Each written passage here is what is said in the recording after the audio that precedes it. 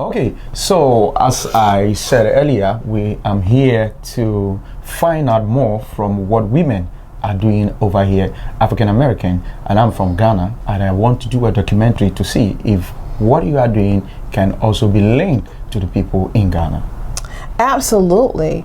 Women are just women all over the world. And all we need to do is to have confidence in ourselves that we can work hard, we can save, we can educate ourselves, we can raise our children, we can be good spouses, and we can be successful among all of those things. Absolutely. So what can you tell me about yourself? What have you achieved so far that we can say that, oh, this is what you have done? And people watching you in Ghana will say, well, I want to do the same as you have done or achieved. Okay, I've always been a hard worker. I got married my first year in college, married my high school sweetheart, thought we were going to be married forever, and it lasted over 25 years. During that time, I always worked. He always encouraged me to be educated, to have a great job, to always do well for myself. But I always thought I was going to have him to fall back on. I didn't, in the end. Mm-hmm. And I have several friends that they not only did divorce, but they lost their spouses through death. Mm-hmm. So I just encourage women to be self-sufficient financially. About 13 years ago, I was working with a great office. I had a great office job, and I got a call from a friend, and it was at the height of the American foreclosure crisis. You remember that? Yes, I remember, yeah. So at the height of it, she said, hey, why don't you start a asset management, property preservation type company? And what that means is that I hire a lot of general contractors, and they go in and they fix up the foreclosures. They fix them up, they put new roofs on, plumbing, electrical, paint, carpet, and then the banks are able to resell them. I had no idea of the business, but the fact that I was open, I always wanted to be an entrepreneur. Wow. And I had no idea about this business. I started the business, and within a year, it was profitable over $1 million in profit. And that was 13 years ago. I think our highest we got to was 13 million. So with that, I was able to hire people that did not have jobs, hire ladies to be in office, but hire a lot of men who had lost their jobs in construction. Because when the foreclosure crisis happened, construction went down. So I hired a lot of guys who were construction workers, but also, general contractors. So I kind of developed a passion of hiring people and feeding other families. So I feed over 100 families now. Wow. Did this make me terribly rich? No. It made me terribly comfortable, and I can travel and I can do other things. So with that, I realized it was some other things that I could teach other people as well. So here, when you don't pay your taxes, you lose the house, and it's unfortunate, but those houses are out there, say for young people who can maybe pick up, young or old, can pick up the house, purchase it, pay the taxes, and rehabilitate the house. So I even wrote a book, Upward Mobility by Default, which is on Amazon, to teach people how to purchase tax deed sales. Along these, were you able to do something that will impress women over here? I think that women in Ghana need to understand that it's the same everywhere around the world. Property is wealth. We always say, I invest in dirt.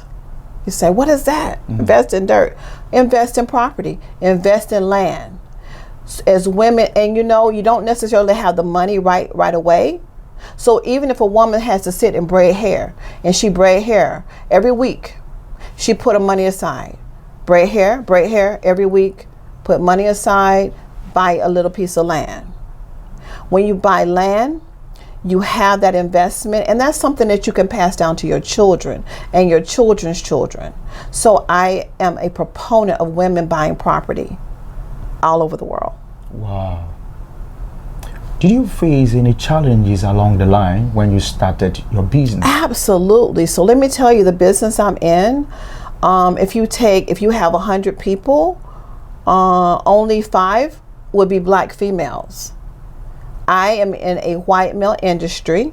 I'm still in a white male industry. And many times the people I hire don't even respect me. Oh. The clients don't necessarily respect me. but they have to. I make them respect me because I do such a good job, and my team does such a good job. And of course, my whole team is of all races. So, I'm not just hiring people of my race. So, but my team does such of a stellar job for the banks dealing with these foreclosures. When I teach people to make purchase tax deed sales, anything that I do it with such excellence that people respect me. Would you like to share this vision with women out there in Africa? Absolutely. I mean, I feel like I've been so blessed that I want to bless others. I do business coaching, www.angelajthompson.com. I do business coaching, and of course, for my time, I mean, definitely that's not necessarily something that's done for free, but I give a lot of free advice. I give of myself because I feel like if God blessed me so, He obviously wants me to bless others. And I have a desire to do that. I have a desire to come to Ghana. A lot of things we just don't know here in the U.S. I mean, we have such of a kinship with the continent of Africa. We want to find our family. When I looked at you, I said, hello, brother, because you are my brother, and I want to be your sister. I want to be the sister of the women in Ghana as well. I really do. We just don't know how to go about that in some ways. Have you studied our traditional system? I'm learning. I have some friends from Accra. Okay. Am I pronouncing it correctly? Yeah, Accra. Yeah, it's right. Yeah, Accra, right? And I told you I like their food. Yeah. So with that being said, I know some, but being a continent, there are so many traditions throughout the continent of Africa. I don't know a lot as much as about the Ghanaian traditions as I know about, say, the Nigerian and the Yoruba, because I have friends. We meet people from college and meet people in our city, but I'm so wanting to learn and to embrace the traditions, because we don't have the traditions anymore. That was taken from us. So I want your traditions, and I want to be a part of your family. And it's so many people like myself. People are trying to track their roots, trying to know their DNA, yes, their ancestors. Have you tried having the idea of tracking your roots? I did. So I did the regular, I did Ancestry.com, and that's the one which it kind of gave me a little bit of Nigeria, a little bit of Ghana, a little bit. So then I did the African Ancestry. It came up Bamalike, Cameroon. It came up Fulani, Sierra Leone. Fulani. Yes. And so I'm excited because I have friends. So I called them. I said, hey, guess what? We knew. Yeah. They didn't know, but hey, they had embraced me and I had embraced them, and they were my sisters. So now we're official. You're talking about investment. If you had the opportunity to be in Ghana, what would you invest in? I would only invest in real estate. Okay. That's me, because I think that people should stick with what they know. And so I would invest in real estate. But what I would do while I was investing in real estate is I would be a student, and I would try to learn everything else I could learn, Yeah, when people are at the age of 53, they try to retire. Are you trying to retire? I'm 53, and I'm just starting. I mean, I love school. I've been a lot, and I'm getting ready to go back, and I think I'm going to do Harvard this time. And I'm having fun. But you have to make a decision if you're going to live or die. And I'm going to live, and I'm going to live for a long time. So I'm going to continue to work. I'm going to continue to counsel. I'm going to continue to speak, do business coaching. I'm going to continue to write books. I'm going to continue to go to school. At 53, I'm having good. That's good. 53 is good. Some people always try to retire, as you said, but you are still working. What makes you so sad about your job? What makes me sad about my job?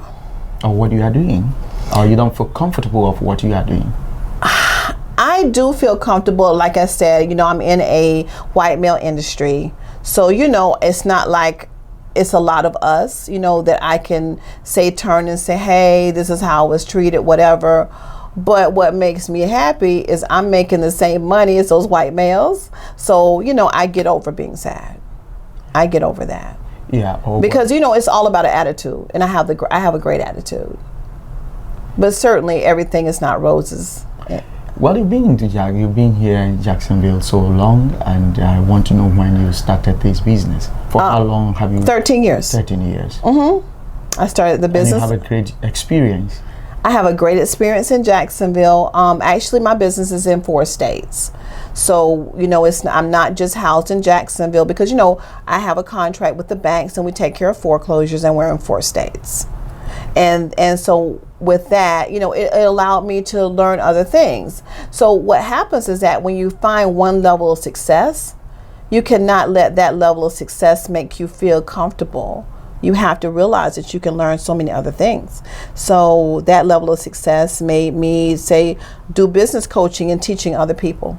Well, our government is interested in affordable houses. It's trying to put up affordable houses. And then we have land in so many areas. And then traditional leaders are also trying to give up land to people who come for real estate.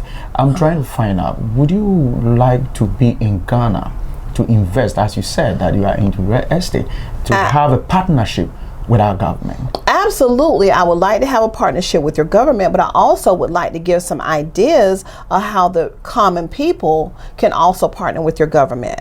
I have ideas as to how people can take just a little bit of money and put it together as a family, and each family have some ownership in that affordable housing. So as I would like to do, you know, have, you know, some investment in, so I can build generational wealth for my 2 children. They both have graduated college, but I want them to have a stake in Ghana. But I also would like to be a consultant to teach just everyday families, and I would do it voluntarily to teach everyday families in Ghana to how they can help with that too. Okay, thank you very much. Would you have anything to tell people in Ghana, especially women, your advice to them? I would say to women in Ghana that you're beautiful, you're talented, you have everything in your heart, in your soul that it takes to be successful. Yes, you're going to have rough days. Yes, things are going to get on your nerves as far as your spouse or your children or whatever, but you have to be determined to be successful. You are successful now. You will forever be successful. Let that success come to fruition. And remember, there are women over here, there are women over the world that are here to pray for you, to counsel you, and to bless you. My sisters. Okay. Thank you very much. And thank you.